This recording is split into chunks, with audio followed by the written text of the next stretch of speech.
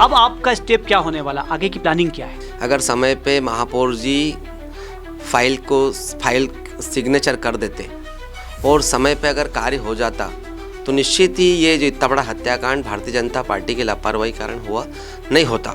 कैलाश जी को मुझे लगता है कि नैतिकता के नाते इस्तीफा देना चाहिए कि इतना बड़ा हत्याकांड, इतना बड़ा इंदौर को कलंकित करने वाली घटना अगर आपकी विधानसभा में हुई तो आपका दायित्व है कि आप नैतिकता के नाते इस्तीफा दें। दूसरा, जिस महापौर जी ने इस फाइल को रोका, मुझे लगता है कि सबसे बड़ा दंड तो उनको मिलना चाहिए। ये जो रैली हुई, ये काश ये पहले हो जाती, ये लड़ाई पहले इतनी बड़ी हो जाती तो शायद लगाम कस जाती पक्ष पर। मुझे भी ऐसा लगता है कि अगर वाकई में जो सजगता इस घटना के बाद हमने दिखाई, अगर ये सजगता हम लोग भी और पहले दिखाते और ताकतवर तरीके से पक्ष को मजबूर कर देते काम करने के लिए तो शायद ये घटना नहीं होती। तो शायद हम भी थोड़े बहुत दोषी हैं। भागीरथपुरा की त्रासदी ने सभी लोगों को जगा दिया है, न सिर्फ शासन प्रशासन, लेकिन कांग्रेस भी अब पूरे उत्साह में है। और कांग्रेस में इंदौर में निकली रैली ये बताती है कि कांग्रेस मैदान में कूद पड़ी है। लेकिन सवाल ये है कि जो भागीरथपुरा में इस वक्त हो रहा है, जो सुधार कार्य हो रहा है, क्या वहाँ पर भी कांग्रेस की निगाह है? बहरहाल बहुत सारे सवाल हैं। इस वक्त कांग्रेस के शहर अध्यक्ष चिंटू चोकसी जी हमारे साथ में हैं। इनसे बातचीत करते हैं कि कांग्रेस की अब आगे रणनीति क्या है, कैसे वो काम करने वाली है भागीरथपुरा की इस त्रासदी को लेकर। चिंटू जी, क्या लगता है आपको, अब आपका स्टेप क्या होने वाला, आगे की प्लानिंग क्या है? देखिए कि जिस तरीके से ये पूरा हत्याकांड हुआ, क्योंकि पूरी लापरवाही जो थी नगर निगम की थी।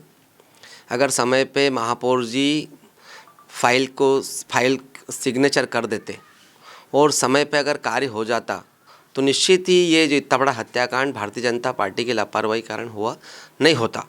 एक चीज़, उसके बाद में कांग्रेस पार्टी डे 1 से, जिस दिन 3-4 मरीज एडमिट थे, स्वयं मैं गया सुबह, फिर जीतू पटवारी जी आए, फिर जीतू पटवारी जी 7-8 लोगों के घरों पे गए, तमाम लोगों से बातचीत करी और ये धीरे धीरे करके ये मामला इतना बड़ा हो गया कि आज की कंडीशन में 23 लोगों की मौत हो चुकी है। अपने आप में मुझे लगता है कि इंदौर को कलंकित करने वाला अध्याय ये है।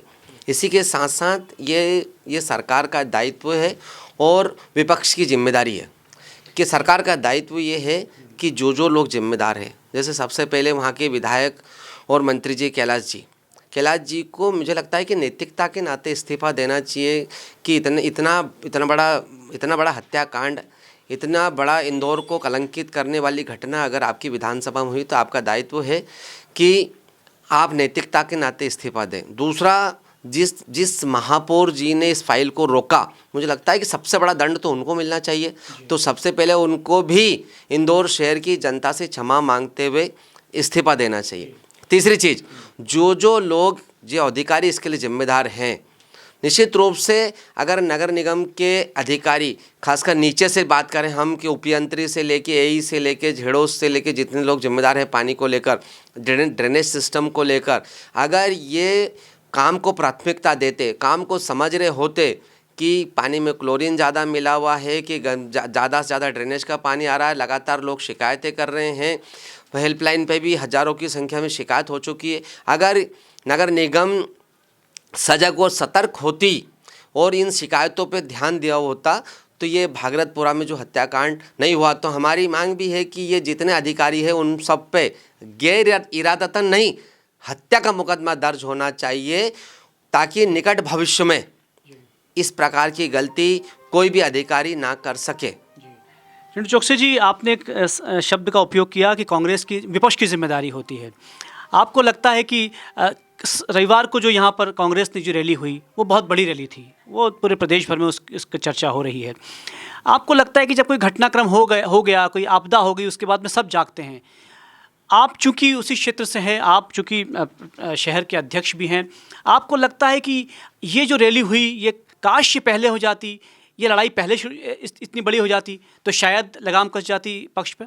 निश्चित रूप से ये पक्ष विपक्ष दोनों का दायित्व है कि अगर ये पानी वाला इशू हम लंबे समय से पानी डे वन से जब से परिषद बनी है, मैं आपकी जानकारी के लिए बता दूं कि हमारे पार्षद और हम लोग गंदे पानी की बोतलें ले जा के आदरणीय महापौर जी को दिखा चुके हैं।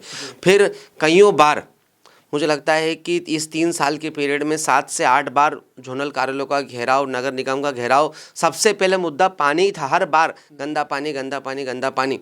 लेकिन मुझे भी ऐसा लगता है कि अगर वाकई में जो सजगता इस घटना के बाद हमने दिखाई, जो कि बहुत बड़ा इशू है, अगर ये सजगता हम लोग भी और पहले दिखाते और ताकतवर तरीके से पक्ष को मजबूर कर देते काम करने के लिए, तो शायद ये घटना नहीं होती।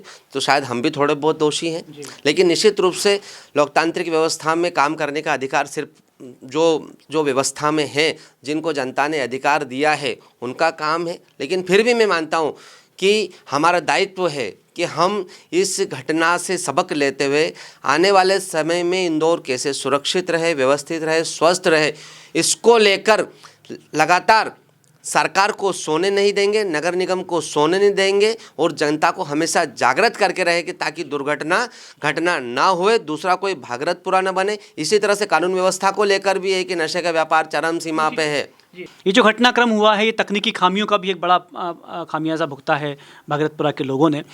आपको लगता है कि जो इंजीनियर बैठे हुए हैं उनकी तहकीकात होनी चाहिए कि वो क्वालिफाइड हैं या नहीं, जो अधिकारी बैठे हुए हैं वो भ्रष्ट हैं, काबिल हैं, इस पर विपक्ष क्या करने वाला है?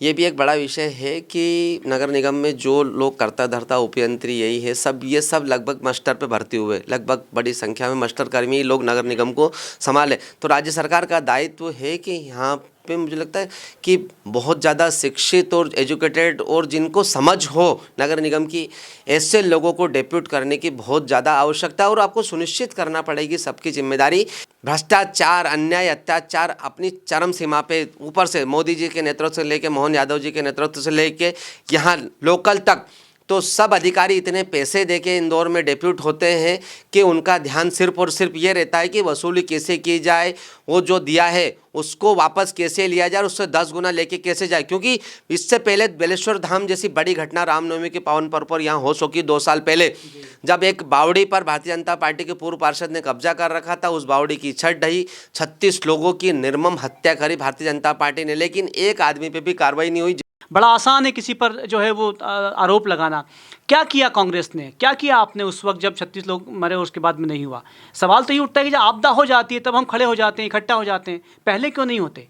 जी, निश्चित ही उस घटना के बाद हम लोगों ने बहुत तगड़ा विरोध करा, विरोध प्रदर्शन भी हुआ, तमाम अधिकारी इधर उधर से लाइन अटैच भी हुए।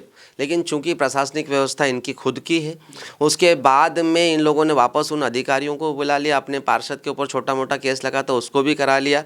तो चारों तरफ क्या अफरा तफरी की बोलबाल। लेकिन फिर मैं बोल रहा हूँ, चूँकि सारी व्यवस्थाएं लोकतंत्र में जो लोग जिम्मेदार हैं उनकी करनी, हमारा ये है कि हम लोग लगातार लोगों को जगाते रहें। ये जो कुंभकर्णी नींद में प्रशासन सोया हुआ है उनको जगाते रहें। लेकिन निश्चित ही ये भागलपुर वाली घटना एक बहुत बड़ा सबक है और हम भी अपने दायित्व का निर्वहन करते हुए शहर में जहाँ जहाँ दिक्कत है उनको पहले से ट्रेस आउट करा के इस निकम्मी सरकार को, निकम्मी नगर निगम को सोने नहीं देंगे और हमारे दायित्व का निर्वहन करके इस शहर को सुरक्षित और स्वस्थ रखने के लिए जितना कर सकते हैं वो हम पूरा का पूरा 100% अपना प्रयास करेंगे। अंतिम सवाल यही है चौकसे साहब कि आप करेंगे क्या? आपने कहा कि उन कुंभकर्णी नींद से उनको जगा देंगे, लेकिन आप क्या करेंगे? आंदोलन करेंगे, सड़क पर बैठेंगे, आप करेंगे ऐसा क्या कि वो भविष्य में ना हो? जी, निश्चित रूप से जैसे हम पानी की बात करें तो पानी को लेकर जैसे हमारे नेताओं ने बोला वाटर ऑडिट की बात करें और जनता को खुद को स्वयं को भी आगे आना पड़ेगा। तो अब हमारा कल से प्रोग्राम स्टार्ट हो रहा है और एक हेल्पलाइन नंबर भी हम जारी कर रहे हैं कि जहाँ जहाँ भी किसी को किसी प्रकार की भी दिक्कत हो, वो चाहे पानी को लेकर हो, चाहे ड्रेनेज को लेकर, चाहे कानून व्यवस्था को लेकर दिक्कत हो, चाहे ट्रैफिक को लेकर दिक्कत हो, किसी प्रकार, चाहे गुंडागर्दी को लेकर दिक्कत हो, इन सारी दिक्कतों को लेकर हम जनता से, इंदौर शहर की जनता से सुझाव मांगेंगे, लोगों के बीच पहुँचेंगे, लोगों के दुख दर्द को समझेंगे और उन सब को इकट्ठा करके इस कुंभकर्णी नींद में सोई हुई सरकार और नगर निगम को लगातार मजबूर कर देंगे कि वो जनता का काम कर सके। चिंटू चौकसे जी क्या करेंगे? आपने कहा कि हम करेंगे, तो आप पार्टी की बात करें, आप क्या करेंगे? हमसे मतलब मैं पार्टी का अध्यक्ष हूँ और मेरा दायित्व है कि मैं सबको साथ में, तो मैं मतलब मैं अकेला करूँगा, हम मतलब हम पूरी पार्टी से मतलब पूरी कांग्रेस, उसके साथ इंदौर शहर की जनता के जो जागरूक नागरिकगण हैं, जिनके दिल में इंदौर बसता है, जिनके दिल में इंदौर में अगर किसी को तकलीफ होती तो तकलीफ बसती है, आज पूरा शहर स्तब्ध है, इस प्रकार के सारे लोगों को साथ में लेकर हम इंदौर की लड़ाई मजबूती से और ताकतवर तरीके से लड़ेंगे और आने वाला इंदौर स्वस्थ हो, सुरक्षित हो, मजबूत हो, स्वस्थ हो, कहीं कोई दुर्घटना ना हो, उसके लिए जो मजबूत विपक्ष को करना चाहिए वो हम निश्चित रूप से अपने कर्तव्यों का, दायित्वों का निर्वहन ईमानदारी से करेंगे। चिंटू चौकसे जी ये स्वीकार तो करते हैं कि निश्चित रूप से चूक तो हुई है, लेकिन वो ये भी बात कहते हैं कि अब हम जो है वो भविष्य में ऐसा नहीं होने देंगे, उसके लिए उन्होंने कमर कस ली है। बहरहाल जो वो कह रहे हैं कांग्रेस ऐसा कर पाती है या नहीं कर पाती है, निश्चित रूप से ये वक्त बताएगा। आप देखते रहिए हिंदुस्तान मेल।